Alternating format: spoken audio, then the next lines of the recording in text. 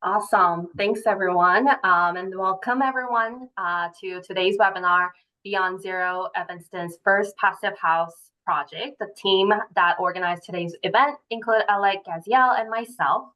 My name is Sophia Sol, and I am the program committee at Illinois Green Alliance. I want to thank everyone for joining today and learn about this first passive house project in Evanston. Everyone has been muted upon entry. We will have a Q&A session at the end by Alec Gaziel, who is also part of the IGA program committee and will help moderate Q&A session. So feel free to type any questions you have into the Q&A chat and we'll answer them after today's presentation. Next slide, please. For those of you who are joining us for the first time, Illinois Green Alliance is a membership-driven nonprofit that advances sustainability in the built environment to ensure greener and healthier communities across the state. Through our collaborative initiatives and innovating programming like this one and advocacy efforts, we've amplified the voice of the green building community to position Illinois as a leader in sustainable building practices. Our members represent every sector in the building industry, from architects and engineers to building owners and construction professionals. So you can learn more about the membership, check out the upcoming events, and learn how to get involved by visiting our website. Link will be shared in the chat. Next slide, please. This webinar is approved through AIA for 1 LU HSW credit and can be logged for 1 LEED AP or Green Associate CE hour. Certificates of completion for both AIA members and non-AIA members are available upon request. Next slide. To request AIA CE credit or other personalized certificate of completion for architectural license, CE reporting purposes, follow the QR code on your screen and complete the linked form. There will be a link in the chat right now and at the end of the session as well. For those interested in self-reporting CE hours for LEED AP or LEED Green Associate credentials, we will be sharing self-reporting instructions and fillable certificate of completion in our follow-up email to all attendees next week through Eventbrite. Here are today's AIA learning objectives.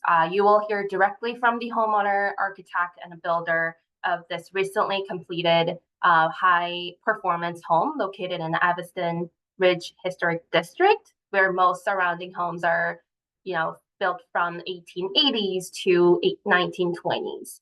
They will share firsthand insights on navigating architectural or technical challenges of building a modern, energy-efficient home in a neighborhood defined by historic character.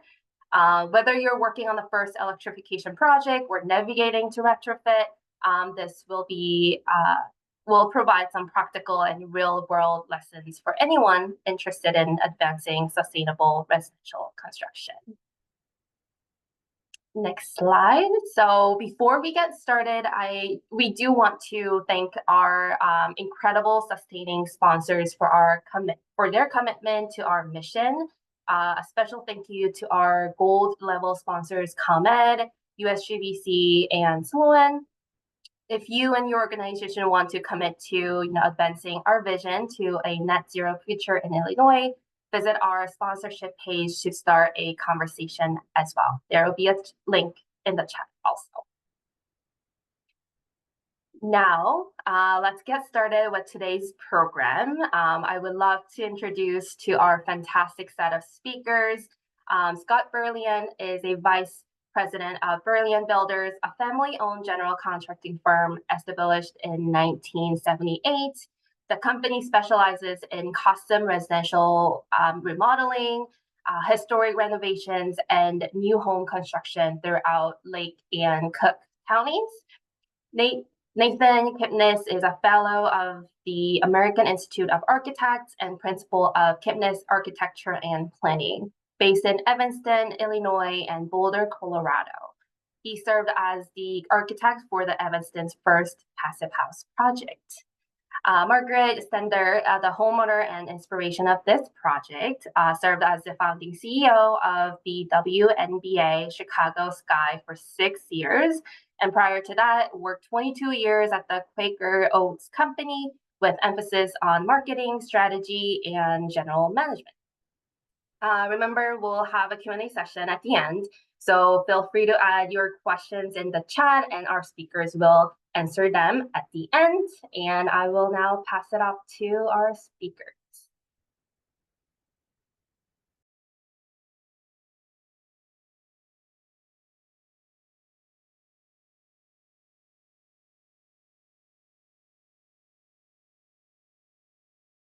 Okay.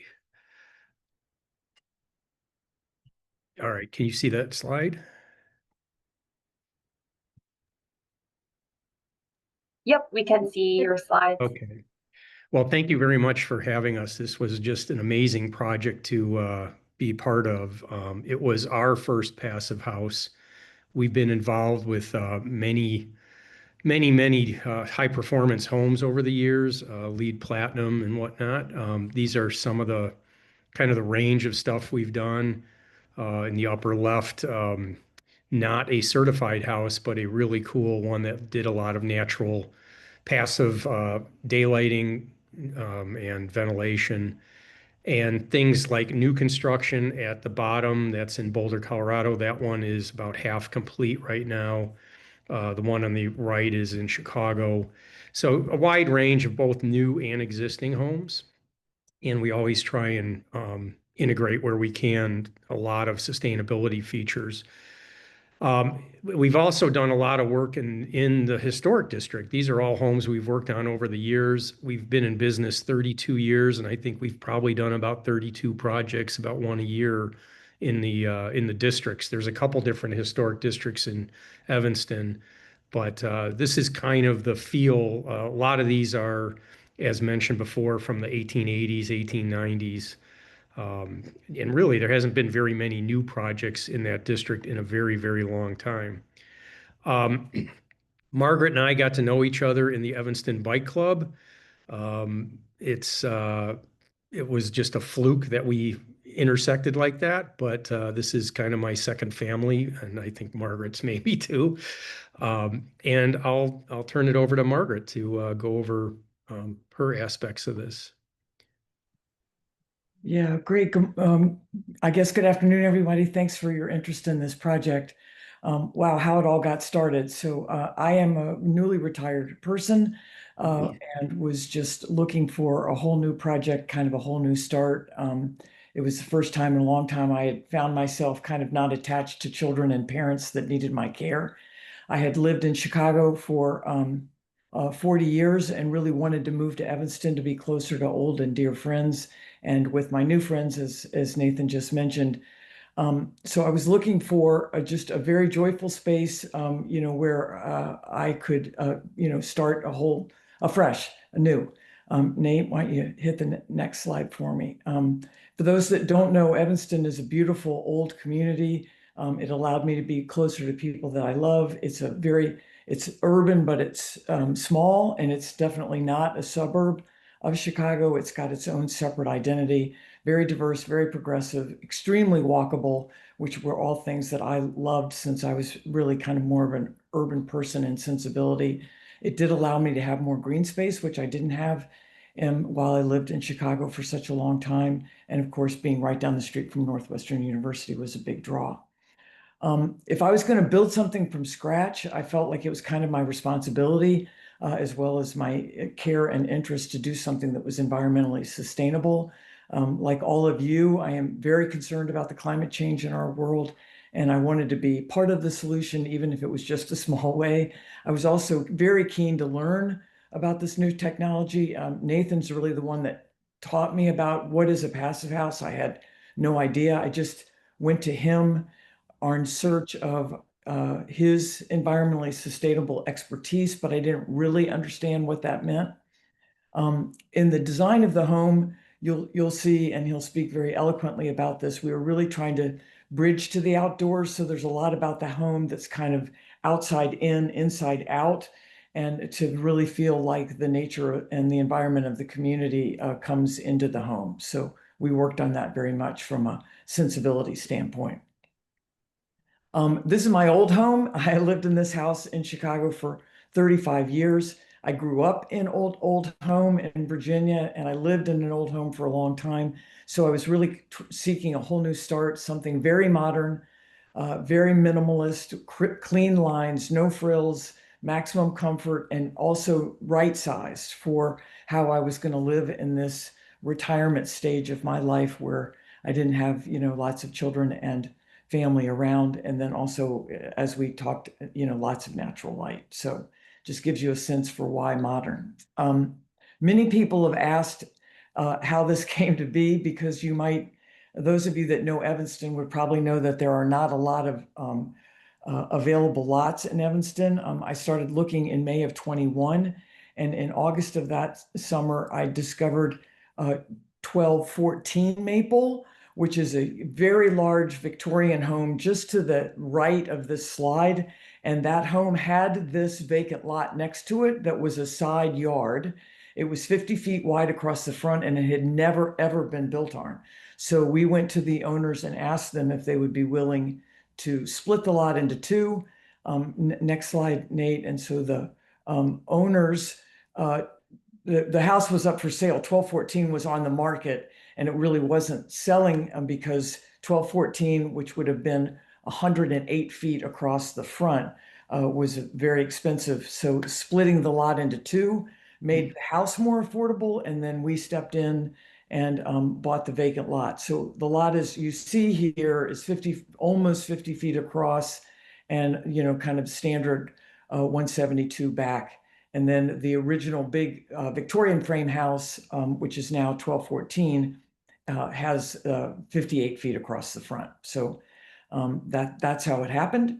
And if you hit the next one, Nate, this is just how we all got started, working together with Nathan's team and Next House, and worked hard to get the zoning approved, which did take a while. And then he did a masterful job talking through the Preservation Commission two times, one in June and one in July, and then we broke ground on December. And the amazing team of Kipnis and Berlant promised 18 months and to be delivered on April 22nd, and they accomplished that. And I just want to have a big shout out to that team. Many of my friends and colleagues said, "Do you know what you're getting into building from scratch? And this is going to take forever." And they delivered exactly on the date they said they would. So very impressive team effort on that. And there we go. Is there? Yep. Yeah, I just want to elaborate on that Earth Day thing. And I remember when we started the project, and Scott knows this, we were talking about how long is this going to take? And I believe Scott came up with, oh, it'll be done at the end of April, whatever year that was. And I'm like, come on, let's make it April 22nd for Earth Day. And we recalibrated and were able to do that, which was really a fun goal that we were able to hit. This is actually the block, the 1200 block of Maple, and it is a really special block. There's a lot of really cool old homes here. Something they almost, I mean, there's a lot of similarities between them. One of the key ones is they're all about 7 or 8 steps up. That's number one. They almost all have a front porch, covered porch. They all have that same line going across, covering the porch.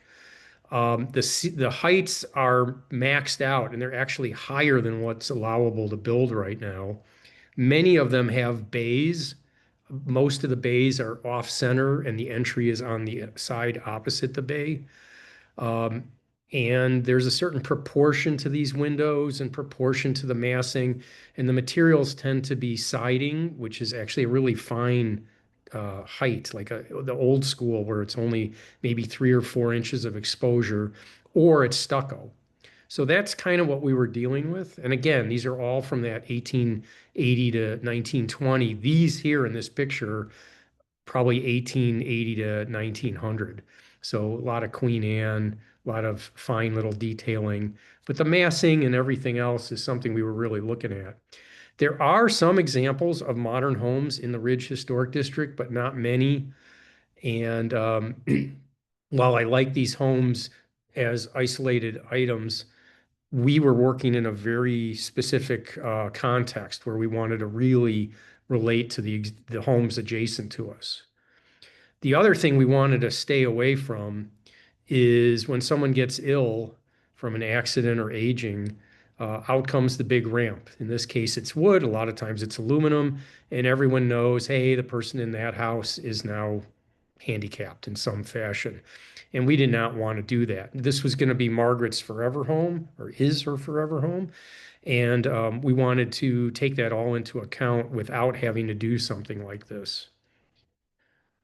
And then, because this is a modern home, does that negatively impact the historic district? Well, a lot of things have changed since Evanston was founded in 1855. I'm not going to read all of these, but lots of things have come in. Sidewalks weren't originally here, street lights, air conditioning condensers, fire hydrants, a whole slew of things. And we've survived that. And so now we're coming up on things like solar panels are starting to pop up in the historic district, and they need to be carefully integrated in, but they're absolutely going to be something we see more and more of, and other aspects. But it's a balancing act. We want to not do something that's going to be so out of touch that it's a negative for the historic district. This is an interesting picture if anyone knows Evanston. That fountain in the middle, that's Fountain Square, which has obviously changed tremendously since this photograph. When we went for the in front of the Preservation Commission, which is a required meeting, and it's not, you don't have to get approval, but you are really at your own risk if you don't. You really want to go through the process and get it all worked out and approved by everyone. So when we started, we looked at what are we allowed to do with a vacant lot? Normally, you have to be really careful when you're doing additions or renovations to existing historic homes. But because this had no building on it, that the part of this application said that all properties and structures shall be recognized as products of their own time. And then the other thing was they did not want to limit innovative design. And in new construction, the commission shall not impose a requirement for the use of a single architectural style or period, though it may impose a requirement for compatibility. So that was the challenge. And what we did, this is the list from the Preservation Commission on things that they will review. So height, proportion of the facades, proportion of the openings. I'm not going to read all of these, but the rhythm and spacing. So right now there's a big void on the street. The urban fabric had a hole in it. And by putting the house in, we then fixed that. But the relationship of the materials and the textures, the roof shapes, the scale of the structure, et cetera. So we really wanted to address all of these and be very intentional about that. So the first design we did was on the right, and we looked at this townhouse set, which is across the street. This is probably 1915, that house. And you can see when you do the proportion study, you do length to width. So that's why these are angled. And so you can see, for example, the purple line shows up in ours. The red lines are the windows. Occasionally we had the yellow proportion. So we did try and make the proportions of this match up.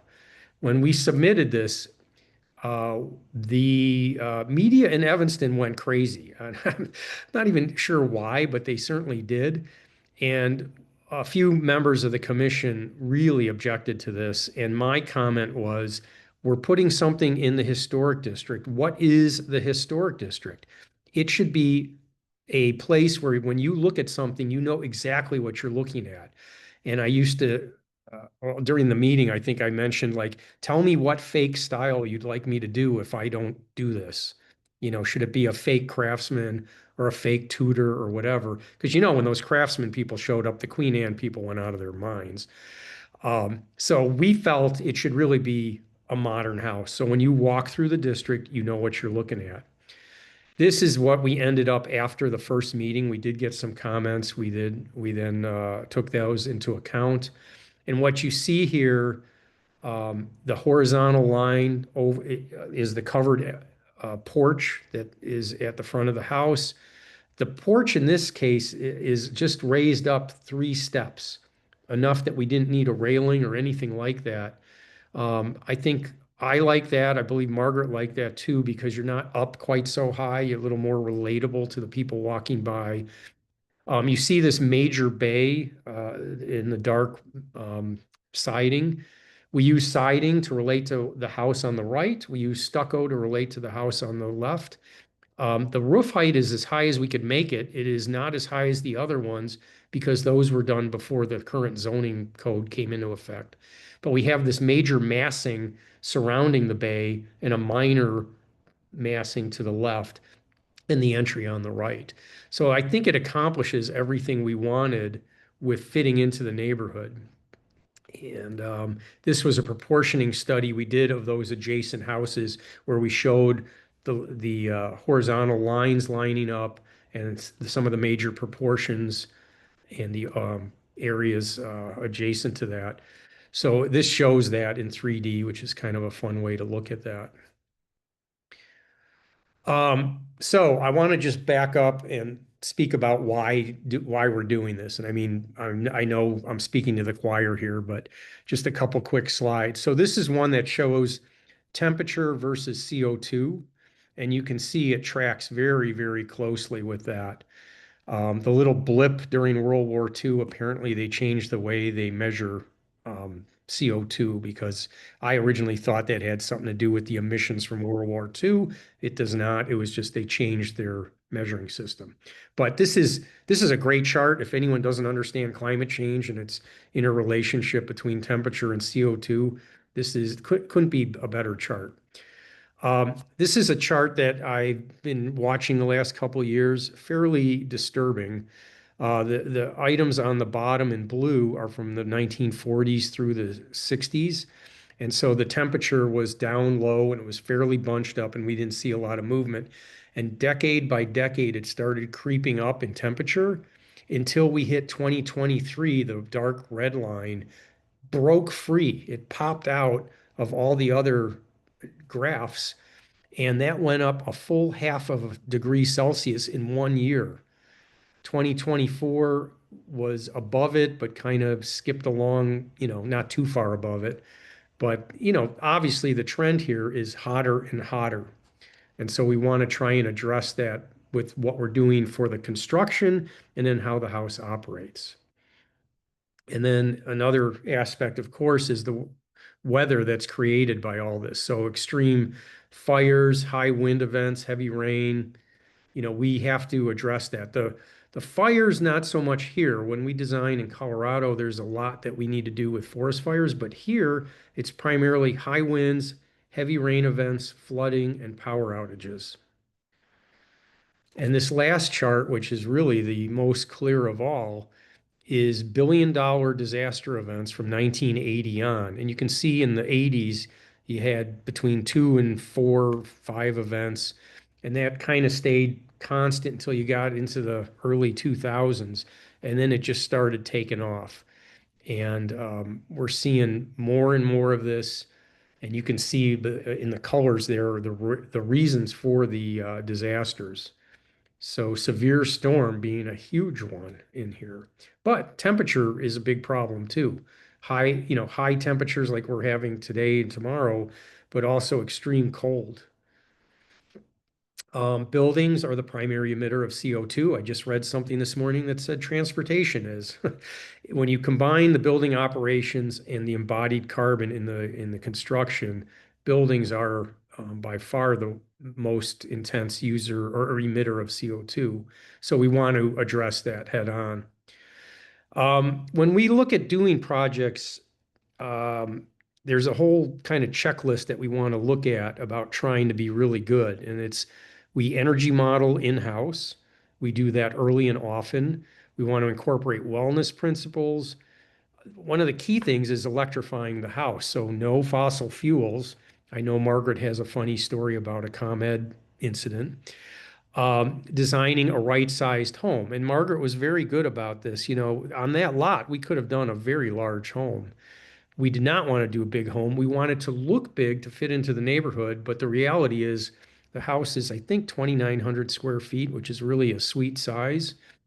We want to design it for resilience, about handling those disasters and potential disasters I mentioned, but also for aging in place. This being her forever home, we wanted to have single floor living, even though this is a two-story home. And I'll get into that in a little bit too. The house is absolutely in a walkable neighborhood. I think it's 2 blocks from the beginning of the downtown. Understanding the impact of embodied carbon, there was a number of things we did to address that. Integrating renewables with batteries and EVs. We're currently rushing to get some batteries in before those incentives go away. And designing a tight, highly insulated perimeter shell, which we absolutely did. And Brilliant did an amazing job of doing that. And then, of course, we want it to be all electric. We don't want to use fossil fuels. And this is a great chart to show that. This is, I would just say, look at it as a relative difference between the CO2 that's in renewables, which are the ones in the kind of dark green, and the ones that are fossil fuels. So coal is the worst one, of course. We don't really get power from coal, no matter what anyone's talking about these days. Oil is another one that really isn't used for generating power. The coal thing meaning around here, by the way. I know there's some states that still do that. Natural gas is touted as a really clean source. It's only a clean source when it's compared to coal. And when you throw in all the methane leaks and everything else that natural gas has, when you do fracking, it's pretty much just as bad. So totally want to do renewables. So what is a passive house? So this was our first passive house. I certainly knew all about it. I'd been involved with the Chicago Passive House Group for years. And to Margaret's credit, she knew we hadn't done this, and I told her that. But our best clients are the ones that can go, if you can do this and this, then you can do that. And that pretty much is what this was. So the 6 main principles in Passive House are in 3 categories. The thermal control, about high performance insulation. So really thinking that through, doing what's called a woofie analysis to make sure the dew point's outside of this wall and not interior to it. Eliminating thermal bridging. If you ever are walking in the early morning in the fall, when you look at some homes that have frost on their exterior, you might see vertical lines every 16 inches on center. That's the wood studs telegraphing the heat right through. So this is all about eliminating that, making it super airtight. The vintage homes surrounding us have about 10 air changes per hour. A more modern home might have 5. Current code is 3. Passive house is 0.6, and I'll get into the what we actually achieved. There's an air-to-air heat exchanger that brings in fresh air because we don't want the house so tight that there's no good air. Looking at shading and daylighting, and then having, in this case, triple glazing, which was the right way to do it, with correctly figured out solar heat gain coefficient coatings on the windows. Real quick on this is just showing how interesting a passive house is. This was a study done in Bangor, Maine, in February of 2020, over the course of a week. They cut the power when the outdoor temperature was between 18 above and minus 18. And they did it with 6 homes. The bottom 3, the red, the brown, and pink, all crashed within a couple days. Houses froze, pipes froze, problems. The upper 3 are high performance homes. The very high top one is a passive house. And you can see if you look closely, it started at 68 degrees, and with no power, it went to 61 degrees over 6 days of an average of 0 outside.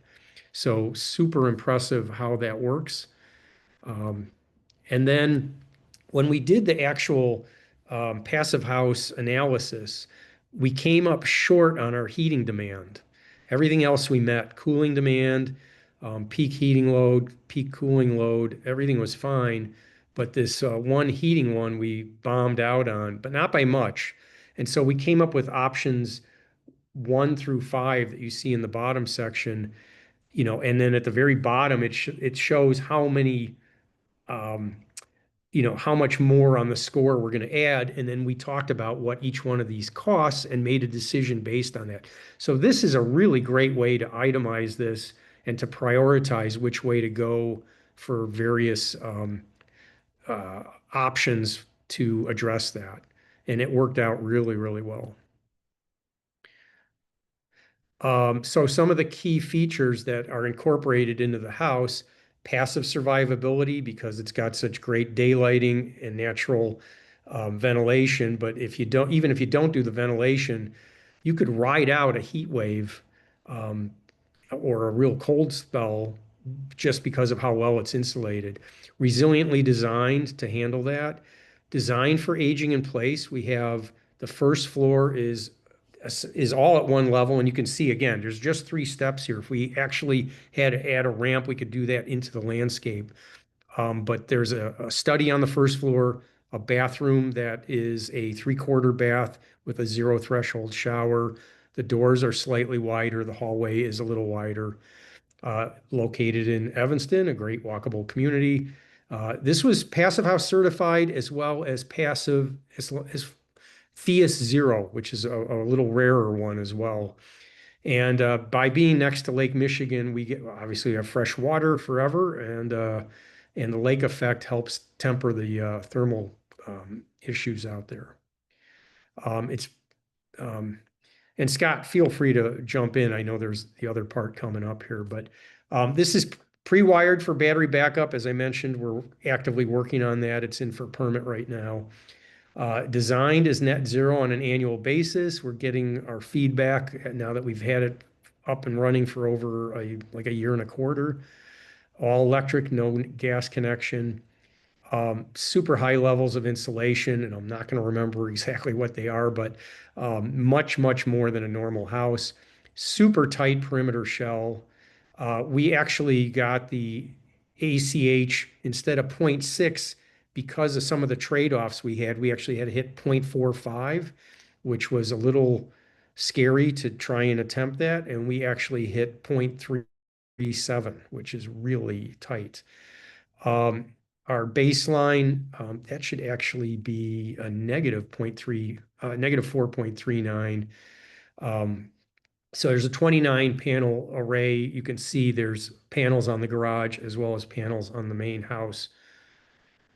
And so how not to do it? I mean, we wanted to be very careful about the solar panels. This is the most pathetic set of examples you'll ever see. We call it the Mr. Potato Head method. The house in the bottom right, super efficient house, but you couldn't pay me to live in there. I mean, you really do have to balance the aesthetics with the high performance aspects of it. That's a test house screaming from 1974 from the looks of it. The rear yard, I just want to point out, again, the garage with the panels, the family room was the extra part in the back. So you can see the house is tall but not deep. And we wanted, again, to be kind of heroic in the front and not so big in the back. And one of the interesting things is this light shelf, the horizontal line that goes around the family room. And zooming in on that, what that does is it provides shade for the high sun in the summer. The low sun in the winter comes in all the way, but the sun any time of the year bounces off the top of the light shelf and is re-reflected onto the ceiling of the family room. That ceiling is asymmetrical to catch more daylight, and that also gives us more room for the solar panels. This is the blower door test when we were doing it. We used the smoke. One of the things we have to be careful of is you have to let the neighbors know that you're doing this because it looks like the house is on fire. You can see the various levels of insulation we had. We used a product called Stowe, which is a synthetic stucco, I think better than Drive It because of the way it's detailed. But it looks like stucco, but it's an insulated section. You can also see, and you'll see it in another slide, the yellow is a fluid applied membrane. That was the first time we've ever done it. We're doing this on all of our high performance homes now. It is so good at doing the air sealing. I mentioned the point, well, it's actually 0.37 air changes per hour. When we were doing this and we put that fluid applied membrane on, Scott, we can talk about this. I remember going by and looking at it and going, you know what? Let's hit every single nail hole before we cover this up. We're never going to have a chance to do this again. I mentioned we use the ERV, which helps bring in the fresh air. Scott, you've never done the liquid applied membrane before. What did you think of that? No, we haven't. And all told, Nate, I think it was a really tidy system to be able to use. It was easier to apply. And then once it was on there, we could put the exterior foam on, obviously, as you mentioned. And I remember you telling me we had to go fill what were probably 10,000 nail holes in the house. And that's a great example of yet another small detail that was part of the learning process for us. And we really, in general, had to adopt an entirely different mindset and construction discipline. From a building perspective, we talked about the two areas of constant focus for us and for you were thermal control and air control.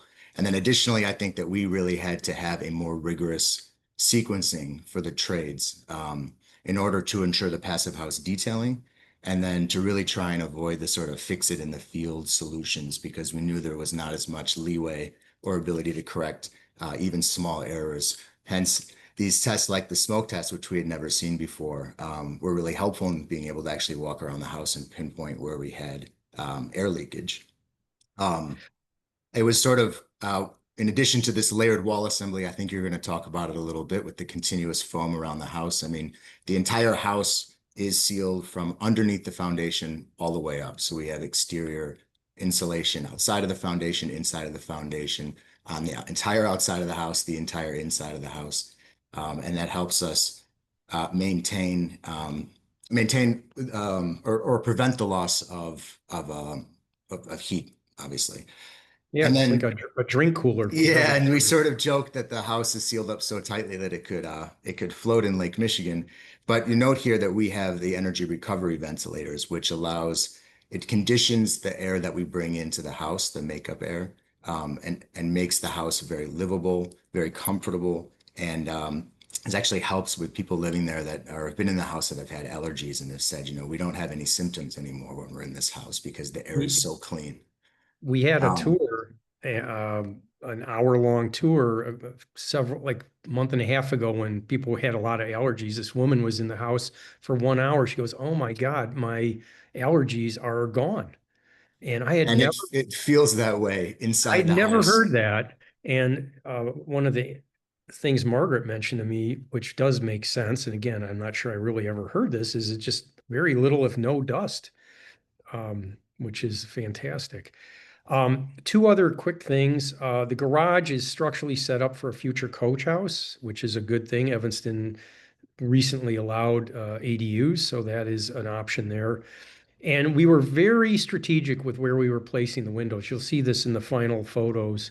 But when you do passive house, it's not as if you are told to limit windows, but because they are the heat loss item, you do have to limit the windows. So we were making sure that they were in really good spots and would produce as much natural daylight as possible. And during construction, we didn't have the lights on. We also didn't have the heat on in the winter. This house just kind of worked its magic right off the bat, which was really fun. Some resilient design details. So first of all, Margaret did not want a basement. So that's less area to condition, less concrete for embodied carbon, which is great. But one thing we did do is we made the top of the foundation 18 inches above grade instead of just 8. So what that does is it buys us a little bit more on a flood so that the water doesn't breach the top of the foundation as easily as most other homes. The house was designed with 10-foot high ceilings, which helps us align the building with the other homes, but it was also done back in the day, way before air conditioning. I mean, kind of before electricity, that the hot air would rise up there away from where you are. So that was an old technique that came in handy with this house as well. Um, we did these oversized downspouts and gutters and oh, that area in the middle that you're seeing in the image here, that's the mechanical room. So there was one area that is dug down. It's about, Scott, 6.5 feet or something headroom down there. It's Yeah, not, it's it's not, it's a short headroom space for it's sure. not intended to be a room, but it was where the mechanical equipment was set, but we raised the equipment off the ground. So it's a sacrificial room. It can handle a flood if that happens. Obviously, there's a sump pump with a gigantic battery backup down there. The materials we used, uh, if you can see in that picture, those are, I guess they've changed the name to thermal studs. So those are two 2x4s with a truss system between them. And we were actually able to get continuous insulation in between those. So if you're not doing a passive house where you don't have to hit such high thermal numbers, if you use a system like this, you can get continuous insulation within a wall and not have to do it on the outside. It's not quite perfect, but it's 95% there. There's a small area that's touching, but it's really broken by the little this angled supports. The triple glazed windows from Sierra Pacific we used throughout. Um, the Val Cucina cabinets come from Italy. They come on a shipping container, which is a very low uh, carbon way of getting stuff across the ocean. But they have an amazing sustainability story. The cabinets are like 99.99% recyclable. They have a great video that shows that. We used pack-clad standing seam metal roof, which is made from recycled metal and is highly recyclable. Um, for the concrete, we use carbon cure. So what that is it injects CO2 into the concrete. And I remember when I first heard about that, I thought, well, if you inject CO2 in, it'll just come right out when the concrete cracks. But what it does is it actually combines with the concrete and gets converted to calcium carbonate, which is limestone. So it allowed us to use 5% less cement, which is a 5% reduction in CO2. It's a cost neutral product. So there's no downside to using this. So we're using it on all of our projects now. It's not a huge deal, but why not do it? And then in the systems, I just want to mention the garage is set up for EV charging, of course. There's a very nice smart home system that is very easily controlled. The lights throughout have a warm dim feature. Induction cooktop, heat pump for the water heater and dryer, and then air source heat pump for the main heating and cooling. The fireplace is, why would you put a fireplace in a home that you want carbon neutral or no additional carbon? This is actually a linear humidifier that has correctly colored LEDs, and I'll show you that. So that's what it looks like. My joke is always it teaches kids to stick their hands in the fire, but other than that, fantastic. You can change colors with it. And the interesting thing is it's putting out a little bit of humidity. When would you typically run this? Well, you'd run it in the winter when you'd want a little bit of humidity. You don't need a lot in this house. We have our own humidity controls going on, but certainly that is a part of it. So I'm going to go through the final pictures, and Scott and Margaret, if you want to add anything here, but this was taken right when the landscape went in. So it's since evolved quite a bit, but it is only looking better and better. We have rain chains in the front. Margaret, that ComEd guy, do you want to talk about that? Yeah, so there's tons of windows in the home, as you guys have observed. So one morning I'm in the house and this guy with a kind of the, bright fluorescent yellow vest keeps walking around the house. And I'm looking at him going, why is he walking around my house? So finally I opened the door and said, may I help you? And he said, yeah, I'm looking for your gas line. And I'm like, well, you're going to be looking a long time. So The gas folks have now come twice looking for my gas line, which doesn't exist. And I finally called them and said, don't waste your time coming by anymore. There's no, and it was because they were doing, construction on the sidewalk and in the street, and they were worried they didn't want to cut the gas line. But anyway, they don't come around anymore. No gas line to cut. No gas line to cut. So this is the dining room, and it's where you first come in the house. Notice on the left, we've got siding that goes from the outside in, which is one of the things Margaret had mentioned about wanting to bring the outside in literally here. We also provided this illuminated niche within that sided mass there. When I walk through neighborhoods, especially in the winter, I like kind of sneaking a look inside, and this is like intentionally set there to show something. So, and that's a vintage Asian piece of art that was really well crafted to fit into there. It was modified to fit. This is showing the Val Cucina kitchen, which is really kind of the highlight when you come in. If you look at the last, well, no, okay. The area behind the induction cooktop actually comes up out of the cabinet and covers up what you see. And at the top, there's a counterweight that covers over the recirculating exhaust hood. So you can customize what goes in there. It's really, really a fun setup like that. And there it is closed. So that gives you an idea of the difference. So easy to close it off or just leave it open. In the back, here's that light shelf coming inside. The tile on the fireplace wraps around, goes inside out. But what I want you to pay attention to is look at the ceiling on the left side. You can see the light shelf bouncing the light up there. And if you look in the background, this is not a bright day. You can see in the yard, this is not a direct sun day. So it is even more apparent on days when it's sunny out, but it works really, really well. And the fact that we have that wood ceiling just casts a nice warm glow back into the interior. A little bit of a view of some of the materials we used in the upstairs bathroom, one of the two bathrooms. This is the stair. That's Rudy, the wonder dog there at the bottom of the stairs. But what I want to point out is, we were being very careful about what we did with these windows. There's a tall window sort of close to a sidewall that then projects light onto that sidewall and re-reflects it in. So really multiplying how the sunlight comes in. Upstairs on the left, you see a very large commercial scale Velux skylight. And what that is in that hallway, when all the doors are shut, there's one window on behind where this photo was taken in the stairwell, but otherwise this would be a very dark hallway. And with that solar tube or sky tunnel, it illuminates it just really nicely, just nice even light. And one of the nice things about something like that is you really get a sense of what's going on outside. It's not like a light bulb that's constant. If it's cloudy out or darker out, you know it, which is one of the fun things about this house. That's a picture of the back with that light shelf. You can see on the left, on the ground, is the condenser for the two systems for the air source heat pump. And so we did get some utility bills.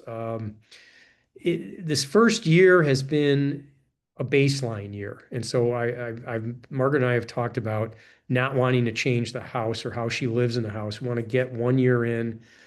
And so you can see on that 12 months chart in the winter, it really went. And I knew it was going to do that. The solar production was very poor, but we've turned the corner, and in the summer months, it's either zero or credit. Well, we had previously gotten a bill for $6.97, and I thought that was the funniest thing ever. And when I say bill, I mean the supply on the left. You always pay this delivery charge, which kind of sucks, but we do want to acknowledge that. But then we got a 1 penny one, and then we got one the next month that was zero, which was actually a $100 credit. But I just love the 1 penny one. I think that's funnier than anything. And so with that, we've left a good chunk of time, I hope, for some questions and answers. We're happy to do that. And I also, before we start, I want to mention this was done as part of what we have called Next House Alliance, which is Brilliant Builders, Hearst House Landscaping. Um, uh, who else do we got? Lauren Coburn, Interior Design, and Barrett's Technology Solutions. And the team is really well integrated, and it was really geared for this kind of high performance home. So with that, be happy to take questions. Great. Nate, Scott, and Margaret, thank you so much for presenting. We do have over a handful of questions. First one we're going to kind of talk about is regarding liquid applied membrane. So first question, I'm a material scientist and chemist. What is the liquid applied membrane product information? So I can look up the details. Thank you. So there's a product safety declaration for that. I'm not going to be able to tell you the material that that's made of. I think it's a lot of latex, if I'm not mistaken, but I'm not sure of the composition of that. I should also point out we used aero barrier on the inside to help seal the house, which is amazing. So anytime we're doing a high performance home, fluid applied and the aero barrier. What they do is, Scott, after drywall, I think.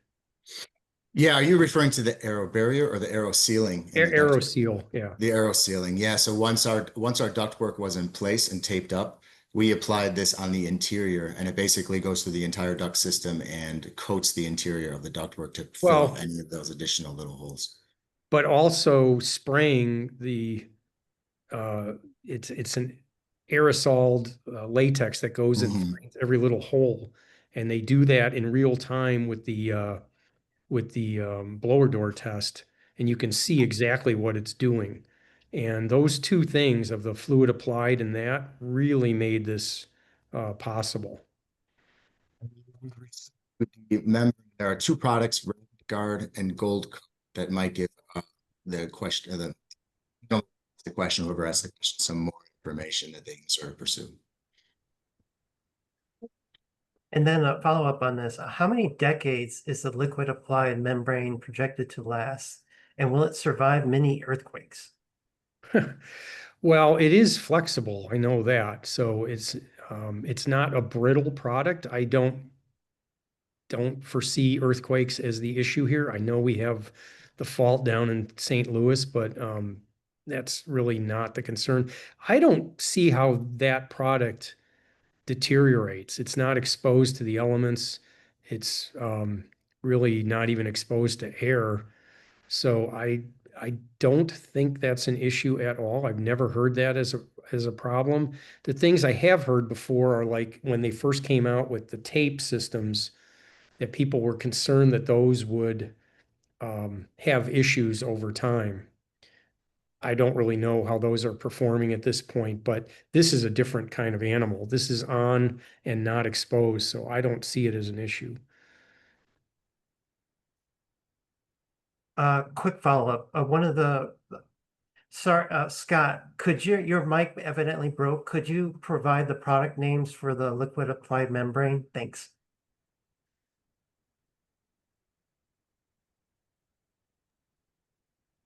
Stow Rapid Guard, if that's better. I can put it in the text box as well. Okay, thank you. Next question. Could you clarify the exterior stucco finish? I think you heard you say it is an insulating stucco. Was the extra insulation value there at the finish necessary for your FIAS targets, or was the required R value covered by your cavity wall with the T-studs? It was required to get to the level we wanted. The product is Stow, S-T-O. And, this being the first passive house we did, definitely a little bit of a learning curve. We needed to add that. And originally it was going to be stucco, and we made the decision to go ahead and go with the Stow and change that out. I think that was the smartest move we made on this house. If we didn't have the T-studs, that would give us the continuous exterior insulation, which is super important for any high performance home. And the finish looks amazing. It looks like real stucco, just without the maintenance headaches of that. For Scott, what was the education process like to educate the subs? Any memorable stories with that lens? Well, this was also our first passive home. I can't remember if I mentioned that, and it was the first passive home for all of our subcontractors.